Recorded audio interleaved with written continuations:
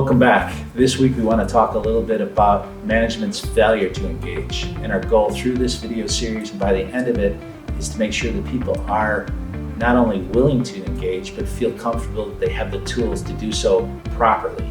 I'd like to read you one of my favorite quotes by Ralph Waldo Emerson. I think it's very pertinent for this whole training topic. When a resolute young fellow steps up to the great bully of the world and takes him boldly by the beard, he's often surprised to find it comes off in his hand and that it was only tied on to scare away timid adventurers. Our goal through this training and at the end of this training is to not have any timid adventurers anymore. There's various reasons why we fail to engage, and those will be reviewed in some detail within the videos. More importantly, we want to talk about overcoming that fear to engage. Here are a few thoughts on overcoming the failure to engage. First off, you need to forget yourself.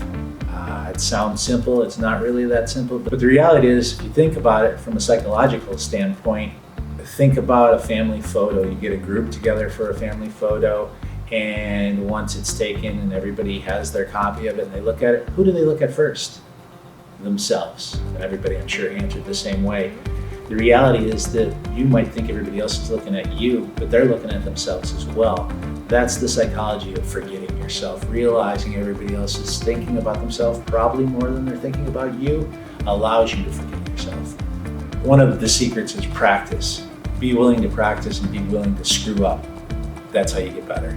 If anybody ever saw the video of Michael Jordan talk about how many shots he missed, how many last second shots he missed that lost games, how many games he lost, his whole point was that the more he practiced and the more he failed, the better he became. And it's the same for anything. Work in teams, if it's possible. It'll be a confidence builder. It helps to have somebody sometimes with more experience. Work with them until you're comfortable to stand on your own. Be nice. Sometimes it's hard to remember that in the middle of a conflict, but you need to be nice. And lastly, there's self-awareness. Through this training, you'll become more comfortable and more aware of the fact that conflict brings about psychological and physiological changes within your body. And once you have that awareness, you'll be better equipped to deal with it. This leads right into next week's topic that Myra will be presenting. The topic is the psychology of conflict resolution.